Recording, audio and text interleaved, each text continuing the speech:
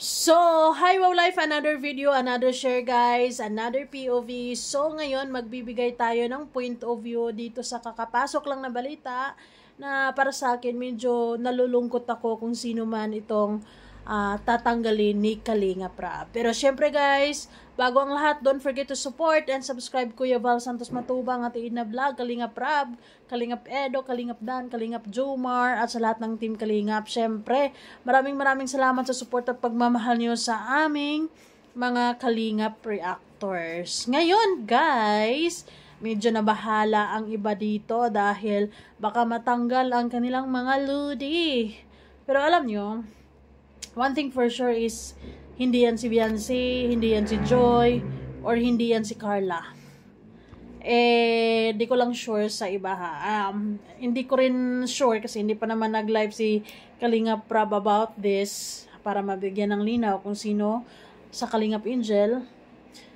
Batch 1 ba? Or galing ba sa batch 1 or galing ba sa batch 2 ba? 'Di ba? And sa mga nagtataka kung bakit, baka mga posibleng reasons dyan. Baka may lumabag or may mga baka may mga hindi sinunod or mga inilabag na batas or rules.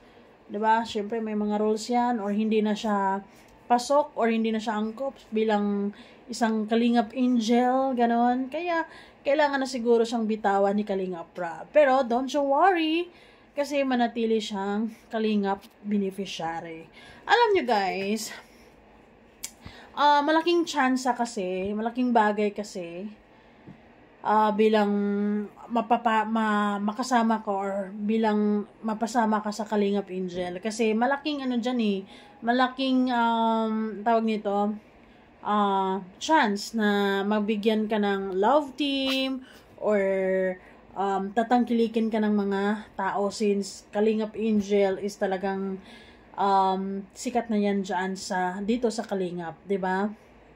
At sa ngayon ay nangunguna dyan of course Beyonce, Joy, Carla, si Roseanne, si Dara, and the rest. Yung iba, 'di ba? Marami-rami na to sila Pero dahil for sure na-i-comment to ni Kalingap Prab dahil napag-isipan din niya ito na baka kailangan na kasi baka hindi sumunod or kung anumang mga rason na kung bakit matatanggal na siya. Although sayang yung pagkakataon, pero ganun talaga, 'di ba? Kaya bilang Kalingap Angel, kung sino man ang mga Kalingap Angel ngayon, ako para sa akin ay ingatan niyo 'yun. Ingatan niyo yung tiwala na ibinigay ni Kalingap Prab sa inyo kasi bilang 'di ba, mostly diyan is mga mag-aaral o mga estudyante. Malaking bagay yan bilang mga estudyante na kasama sila sa Kalingap Angel kasi may income sila diyan 'di ba? Lalo na kapag sisikat ka, lalo na kapag tatangkilikin ka ng mga tao, hindi natin alam. Just like Joy, yan, batch 1 yan. Pero nanatiling loyal sa Kalingap, nanatiling loyal kay Kalingap Prab, kay Kuya Val, Ate Edna. And then I think this is her time. It's show time.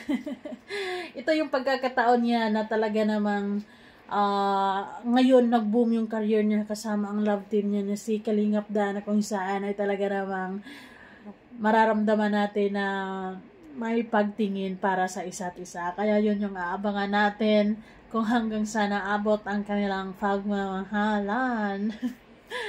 Anyways, since si Kalingap Prab ay nagdesisyon na may tatanggalin siya o tatanggalin niya yung Kalingap Angel na yon, ay pinag-isipan niya to ng mabuti. And marami ding bagay siya na kinoconsider kung bakit niya tatanggalin. So baka hindi sumunod or kung anumang mga inilabag niya na batas dyan sa Kalingap, and kailangan na talagang tanggalin. So abangan na lang natin sa live ni Kalingap Prab, and abang-abang tayo sa mga updates either Kuya Val kung sino sa Kalingap Angel ang matatanggal and mag-say bye-bye. Ayun. Kasi para sa akin napakalaking chance malaking bagay bilang Kalingap Angel kasi diyan is si Kalingap Rab talagang nakakabilib dahil sikat ka man or hindi, talagang gumagawa siya ng paraan para mas makilala pa ang Kalingap Angel individually. 'Di ba? Yung makilala si Dara, makilala si Joy, makilala si ito ganyan. Talagang ginagawa niya yung best para sa mga bawat Kalingap Angels para masuportahan ang mga Kalingap Angels niya para sa pang-araw-araw na pangangailangan, of course, sa pag-aaral, so on and so forth, 'di ba? So, bilang Kalingap Angels, nako guys, kung isa ka sa Kalingap Angels, wag mo nang sayangin.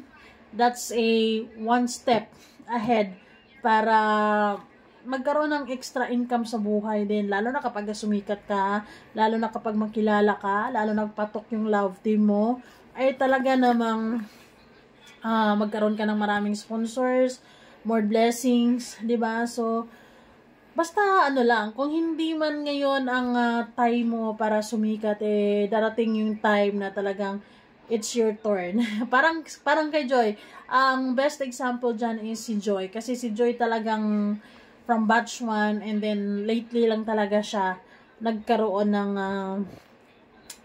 lately lang umusbong yung pangalan niya, or dati naman talagang pag sinabing Joy talagang yan sa Kalingap, 'di ba? Joy Diwata, pero iba ngayon. Iba ngayon na kasama or love team niya si Kalingap Dan. Mas tinatangkilik, mas sinahangaan, mas minahal. Alam mo yun, grabe yung suporta, ang init-init, 'di ba?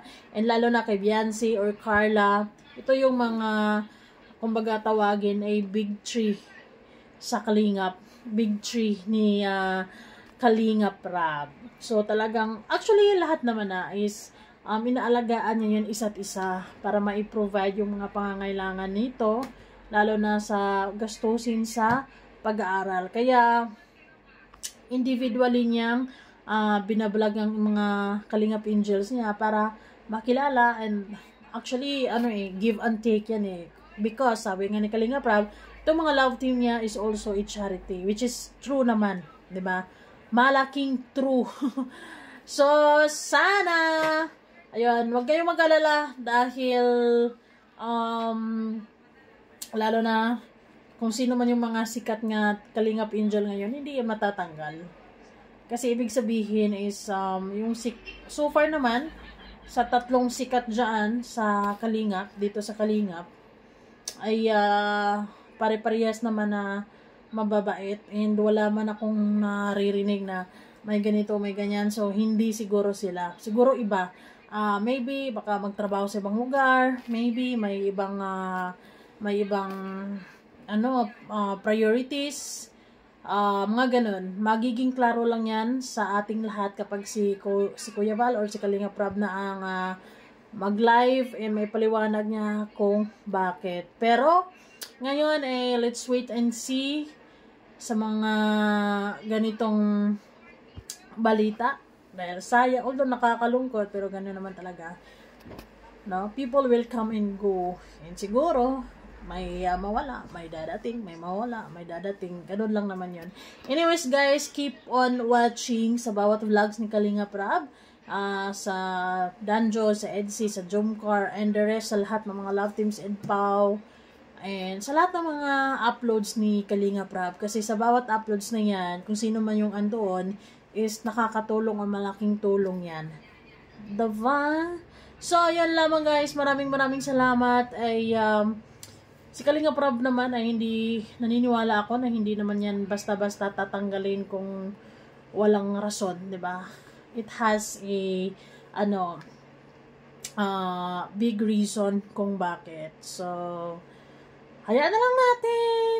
Malaman na lang din natin yan kung mag-live si Kalingap Rab, maybe tomorrow o kung kailan siya gustong mag-live at paliwanag na or mabanggit na niya yung about sa sinasabi niyang may tatanggalin siya sa Kalingap Angel. Happy New Year! Thank you so much!